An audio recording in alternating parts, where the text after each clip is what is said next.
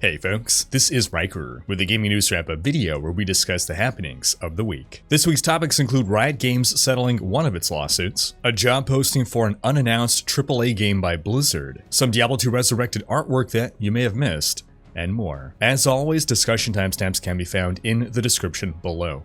But right before you skip ahead, just a quick reminder to ring that sub notification bell to be alerted to new Saturday episodes and stay up to date with gaming news highlights. Now, before I move on, just a quick word from this video's sponsor, Conqueror's Blade. Conqueror's Blade is a free-to-play medieval tactical action MMO in which you can engage in epic siege battles with up to 15 players per side. You become a warlord and specialize in over 10 unique weapon classes while commanding over 85 different types of melee, ranged, and cavalry units inspired by historical military forces. Conqueror's Blade also regularly adds new free content through its seasons, and Season 10 Highlanders is now live. This season adds 3 new units to the game drawn from Scotland's history: bagpipers that deliver buffs, claymore-wielding warriors, and archers with deer hounds that protect them from melee attackers. We also get a new siege map with a twist. You capture or defend artillery points in the Scottish Highlands and repair them to turn the tide against your enemy. A new seasonal campaign for the Battle Pass will allow you to unlock over 100 season-exclusive rewards, including Scottish-themed hero attire, weapon skins, unit attire, a mount set, and much more. There's also new features and quality of life changes like customizing your warlord with new facial tattoos. And you can get 7 days of premium time free as a new player by clicking the link in the video description below. In our first quick story, the devs of early access ARPG Last Epoch have released their monthly multiplayer progress blog, detailing the advancements they've made and their plans for further development. Progress seems to be going well, but there's still a lot more to be done, and more devs are being hired to expand the multiplayer team. It's obvious that they're taking no chances with messing up multiplayer, which is the right thing to do, because we've seen what happened with Wolcen, an ARPG that released to amazing concurrent player numbers, which almost instantly cratered after massive multiplayer stability issues and bugs, and the game has not yet recovered since. On to some news about Riot Games. The class action gender discrimination lawsuit that opened up against the League of Legends developer in 2018 has finally come to a close, with Riot Games agreeing to pay $100 million in a settlement. $20 million of that is going to go to paying for the plaintiff's legal fees.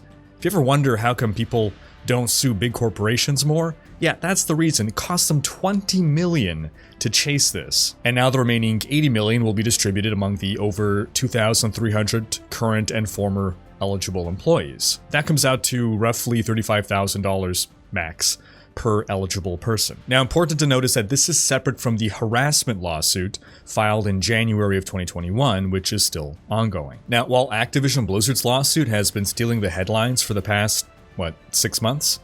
It's important to remember that this is an industry-wide problem, with companies like Riot and Ubisoft facing similar lawsuits for the past few years, just with much less media attention. In other news, crowdfunded MMORPG Ashes of Creation has shown off its first footage after the devs began migrating the game over to Unreal Engine 5. Ashes of Creation was kickstarted in 2017, exceeding its $750,000 goal by raising over $3 million from almost 20,000 backers. The game has been in alpha for some time, and the game's development has been completely open and transparent to the public. The main draw of Ashes of Creation is that it is meant to feature a dynamic world built to react to players and their actions, with cities that rise and fall and NPC structures being established in real time. The MMO genre is relatively stale these days. There are quality MMOs out there, don't get me wrong, but nothing truly revolutionary. And a truly dynamic world driven by player agency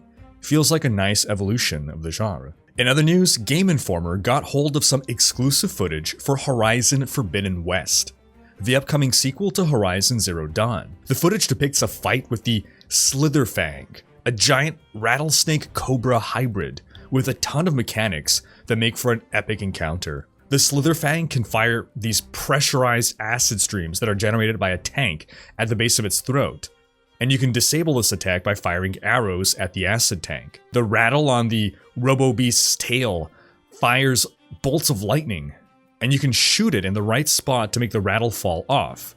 Then you can actually pick up the rattle and use it as a weapon yourself. The Slitherfang's hood fires sonic pulses that incapacitate you, so you want to duck for cover or stay out of range when you see this attack charging up. And the physics on the movement of the snake itself looks really impressive.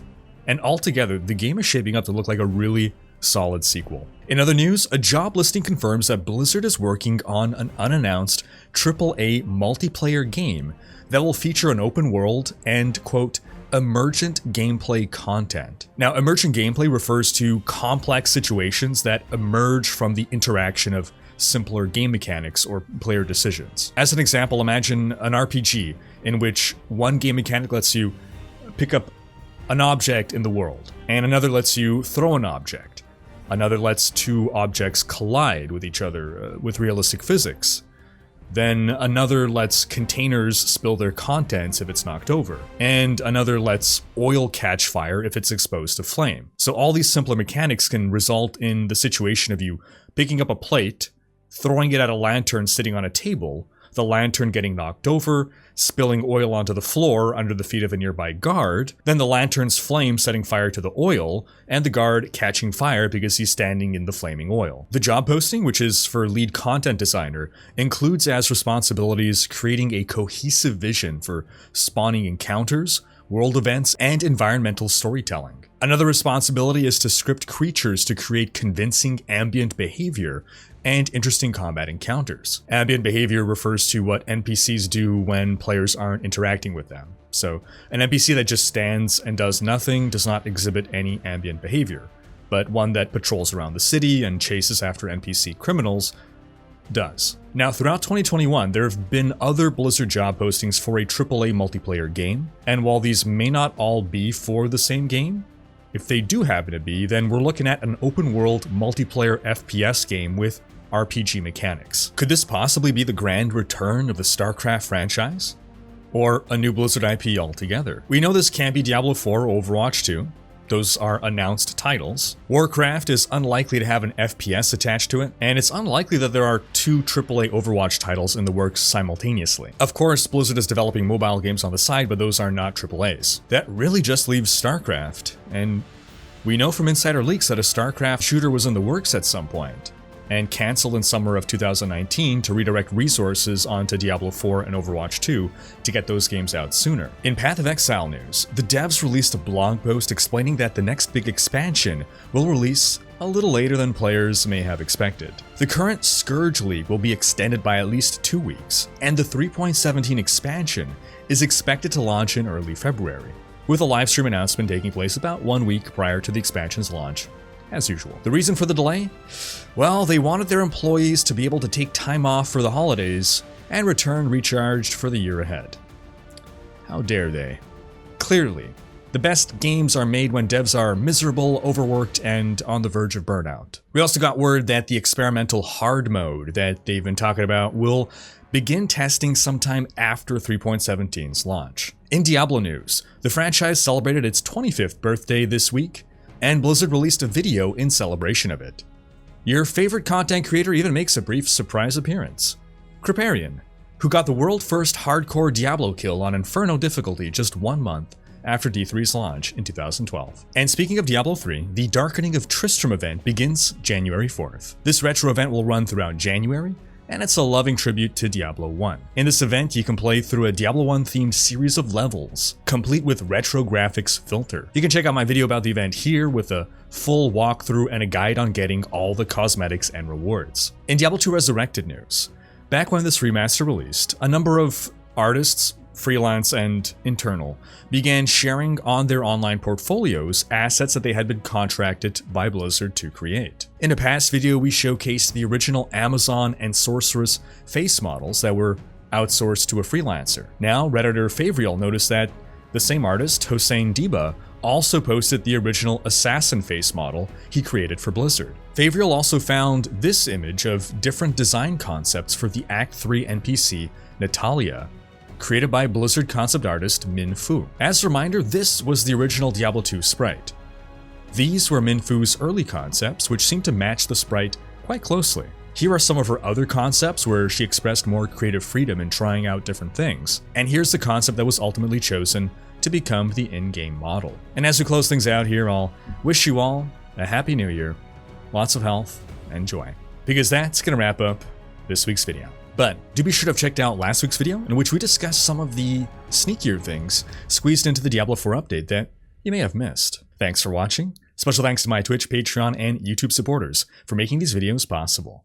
If you like what you see on this channel and want to support the creation of more content, you can consider pledging on YouTube or Patreon and unlocking behind-the-scenes content, monthly virtual hangouts, and more.